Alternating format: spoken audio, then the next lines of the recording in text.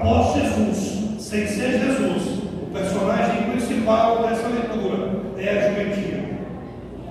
A Bíblia cita mais de 130 vezes sobre esse animal. Existe mais ou menos 100 versículos sobre esse animal. Alguns versículos conhecidos, como Zacarias capítulo 9, versículo de número 9, que diz que o seu rei virá montado em um jumentinho.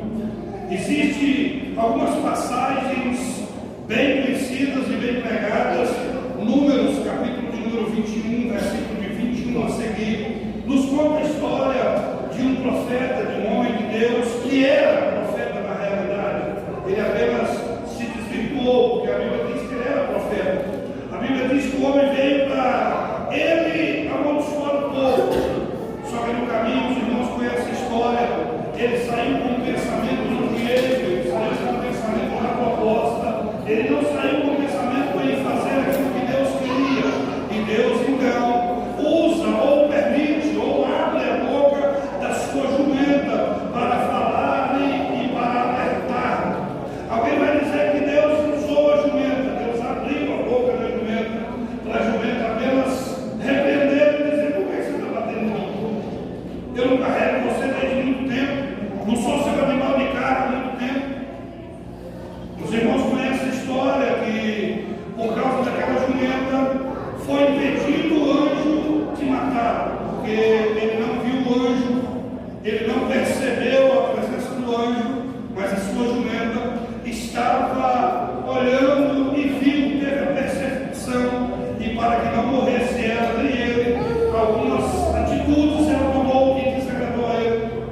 Os irmãos também conhecem a passagem de Juízes, capítulo de número 15, versículo de número 15, que diz que Sansão estava em algum lugar e juntaram alguns homens para com ele, para o matar, para o destruir. A Bíblia vai dizer no versículo 15, do capítulo 15, que Sansão pega uma ossada de jumento e fere 1000 homens. Algumas Bíblias vão dizer: mata 1000 homens. Existe alguma contradição? Não. É só os irmãos pensar, como eu vi um pregador dizer e achei interessante. Tanto faz como feriu, como morreu, como matou. Não é errado. É só você pensar. Sansão feriu 1000 homens. Se decorrência do ferimento, morreu os 1000.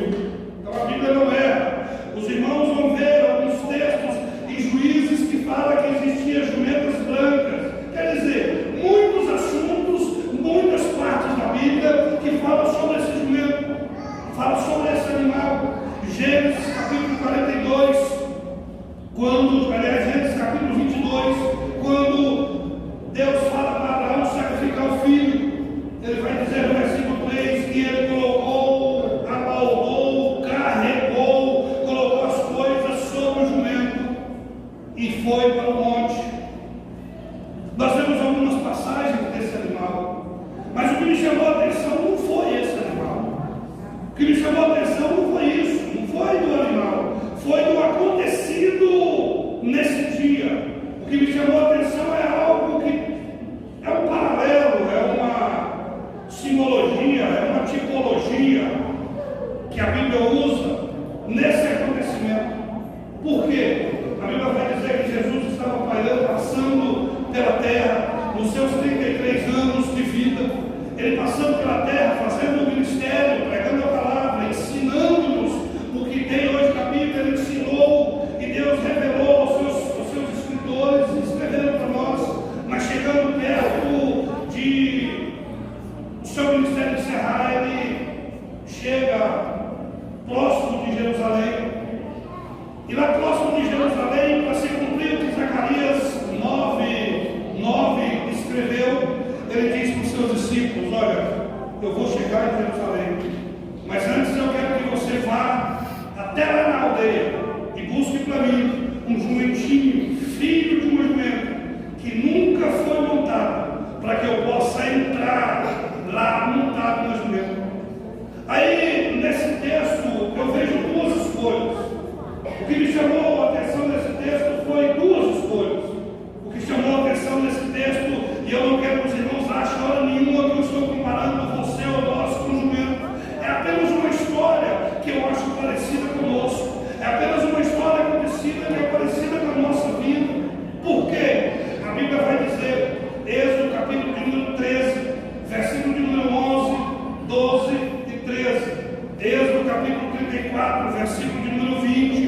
vai dizer a mesma história, que quando chegava, o povo foi entrar, passou, Moisés foi passar as coordenadas, aí veio uma lei que Deus colocou: olha, todo animal que nascer, o primogênito, o primeiro, você vai consagrá-lo, o primeiro não será seu. Aí vem a ovelha, aí vem o carneiro, aí vem o boi, aí vem a vaca, aí vem os animais que nós conhecemos. Mas o versículo 12 vai dizer: mas o jumento, quebra-lhe a cabeça, quebra-lhe o pescoço, mate ele, jogue fora, porque não tem serventia. Mas tem uma vírgula que fala assim: a não ser que o seu dono troque-o por um cordeiro. Mate o jumento, porque o jumento era tido como imundo. O jumento era um animal que não tinha serventia, era imundo, ele tinha que morrer. O decreto para o jumento que nascesse, todos os animais, galinha, eu não sei se tinha os animais que tinha antes, todos os animais, era para sacrificar, era para dar o primeiro que nascer. Mas o jumento é o único, irmãos. Não pode ler Êxodo 13, 12. Mas o jumento quebra-lhe o pescoço. Quer dizer, quem que vai quebrar o pescoço não vai morrer. Mas o jumento mate, jogue fora, enterra. Mas é bom da Bíblia que tem uns pontos, umas vírgulas, que diz assim: vírgula, mas se o dono quiser resgatar, precisa sacrificar um cordeiro. Ô irmão, olha que eu li isso aqui, eu achei muito demais. O jumento, ele serve para algumas coisas, mas o principal era animal de carga. O principal era para carregar as coisas. O que tinha em casa vai fazer uma mudança, jumento. Vai fazer alguma coisa que é pesado, jumento. Só servia para carga. Aí me chama a atenção a escolha. Será que não existia cavalo? Será que não existia o camelo, que carregava bem mais e era o animal da época? E Jesus escolhe o jumento, a jumentinho, o filho do jumento, o primogênito talvez. E me chama muita atenção, porque a gente vai ler alguns versículos na Bíblia, que diz assim lá em Marcos capítulo 10, versículo 45, vai dizer: mas o Filho do Homem veio para resgatar aquele que estava condenado, perdido. Aí eu me vejo nesse lugar, irmãos.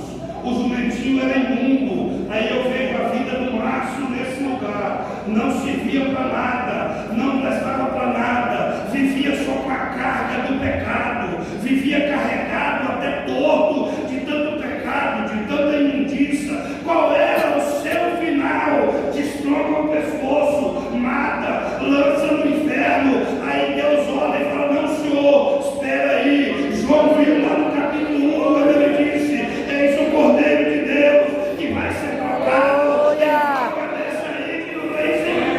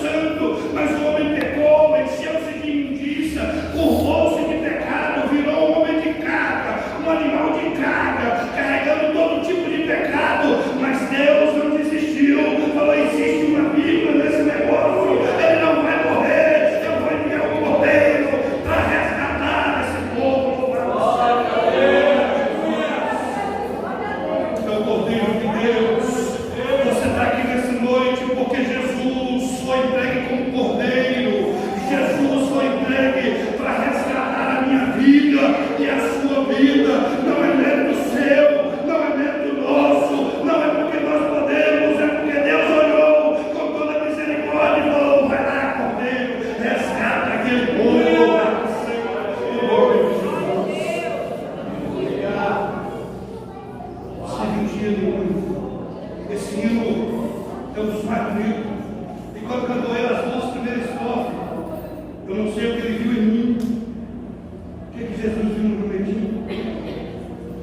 Era o mais pequeno, sem mentia nenhuma, mas ele se agradou de você. E João 3,16, Deus amou o mundo de tal maneira que enviou o seu Filho amado como cordeiro para resgate da nossa vida. Eu fico cabulado e vai comigo mesmo, como crente, que qualquer coisa se entristece, qualquer coisinha quer desistir, qualquer coisinha quer parar, mas nessa noite, se vier esse pensamento na sua cabeça de desistir, de parar, lembre-se que o seu trajeto, a sua trajetória, o seu paradeiro era ser estroncado e morto.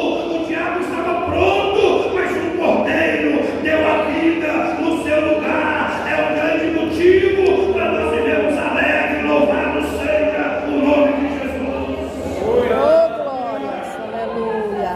Foi o cordeiro. Por isso que você não morreu quando tentaram te matar daquela vez.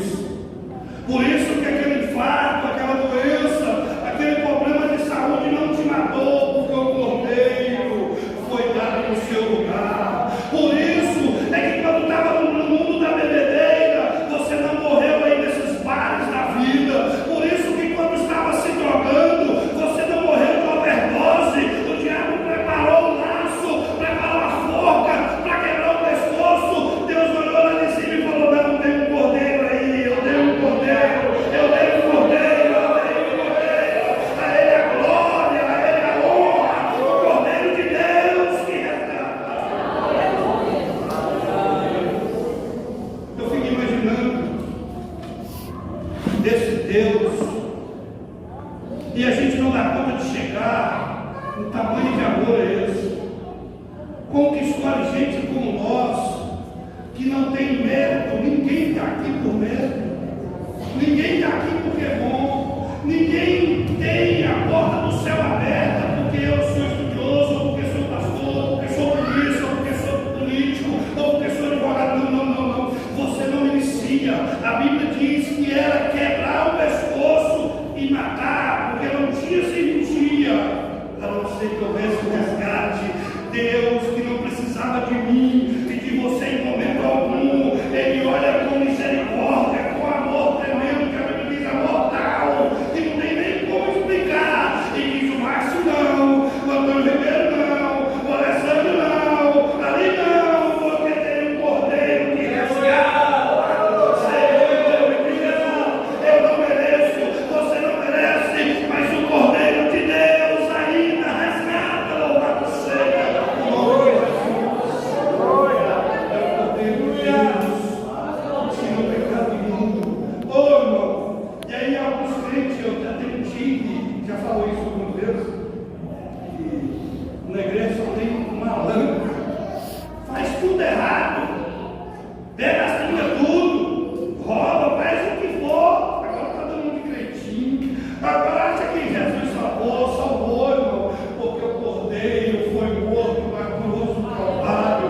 Eu quero usar uma palavra, uma frase do Moisés Leopoldino, ele pregando um dia, fazendo evangelismo, e um crente, e uma pessoa na frente foi zombar dele e disse: rapaz, lá na sua igreja só tem ex-bêbado, ex-drogado, só tem ex-macumbeiro, ex-prostituta, tudo lá não presta para nada, não valia nada. Agora vai para a igreja e diz que é santo. Aí Moisés Leopoldino olhou para ele e falou: não, mas não diz não, nós somos santos, a nossa igreja é diferente da sua. Como assim é? A sua igreja pega barro e faz santo, pega giz e faz santo, pega pau e faz santo, pega pedra e faz santo. Eu vou assim, na sua, na minha, pega drogado e faz santo, pega belo e faz santo, pega você e faz santo, pega o que não presta, pega o que é pesado, pega o que não vale nada, que está condenado e faz santo, para morar no céu. Louvado seja o nome de Jesus. Esse é o Jesus que você serve, esse é o Jesus que está aqui nessa noite. Abre essa boca, dá glória a Ele, agradeça a Ele. Oh, aleluia! Glória a Deus, aleluia. Glória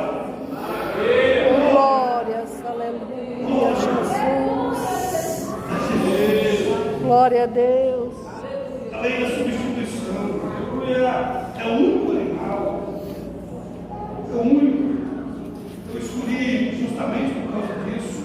É o único animal. E é os únicos que tem essa escolha de querer ser ou não, de seguir a Deus ou não. Os animais morrem, acabou. As aves morrem, acabou. O ser humano é o único que estava condenado, não como era de morrer e acabar, mas estava condenado ao inferno. Já era, já não tinha mais saída, o caminho era só um que nós vimos e parar no final dele no inferno. Mas o Deus Pai disse: eu vou abrir um novo caminho para a vida, dando um cordeiro para sacrificar no lugar de quem não presta. Oh, maravilha! E a lei sermos trocados, substituindo nosso lugar. Nós acabamos, saímos daquele caminho e estamos caminhando agora para o céu, para estar junto com o cordeiro que foi trocado. Louvado seja o nome de Jesus. Aleluia, Deus. Eu acho lindo as escolhas de Deus. E não é eu não. É Deus que a gente orou, a gente sempre pregou, mais tudo, sabe?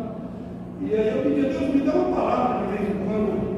Não que eu não goste, irmão, o que eu mais gosto é de falar da volta de Jesus, o que eu mais gosto é de passar medo nos irmãos, o que eu mais gosto é que os irmãos é o que eu mais gosto. Mas ultimamente eu tenho reparado algumas escolhas de Deus. E isso tem falado comigo, porque eu sou um que às vezes reclama por causa de uma situação ou outra, às vezes eu fico triste e mexe e vira, Deus está falando. Eu lembro quando Deus fala para Moisés, faça um tabernáculo. Pega os materiais, ouro, prata, os melhores que tem, mas lá no meio você vai ouvir, vai ver uma palavrinha, duas palavras compostas, uma palavra composta de madeira de cetim. Hoje tem serventia, porque hoje tem máquina, mas naquele tempo era a coisa mais imprestável que tinha naquele tempo, mais difícil de trabalhar. Aí você vai pensar, mas no meio de tanto ouro, no meio de tanta coisa linda, no meio de tanta coisa cara, um negócio feito desse deve ser uma escadaria, deve ser como pisar o pé quando for subir no templo, deve ser um tapete que vai colocar em volta, porque não tem serventia. Aí Deus fala para Moisés: pega ele, coloca na arca, lá onde eu vou me apresentar, faz a arca de madeira de acácia.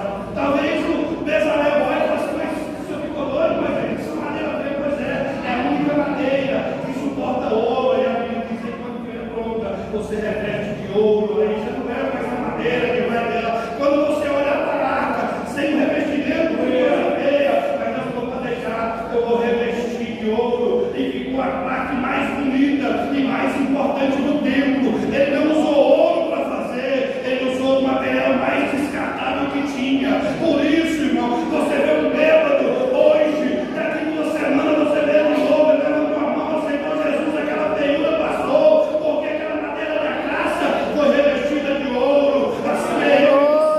Nós somos ruins, nós somos madeira de acácia, nós não prestamos, mas o que presta te faz ficar bonito, o que faz ficar apresentável é a glória de Deus que Ele resolveu nos colocar sobre obra.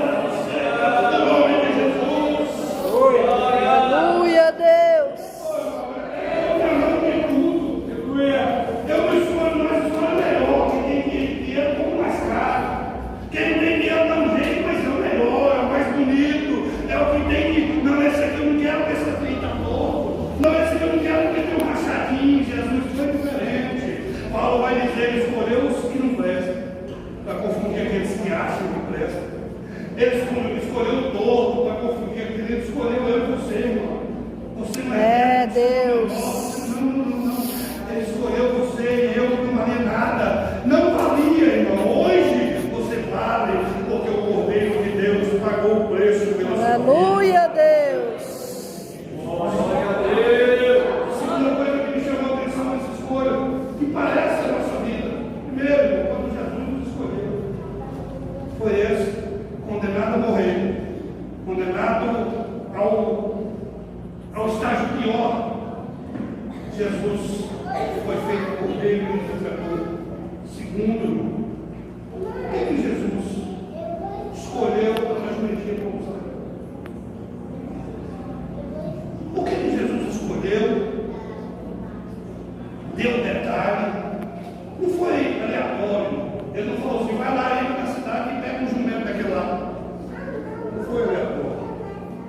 Ele deu detalhe, por várias cidades.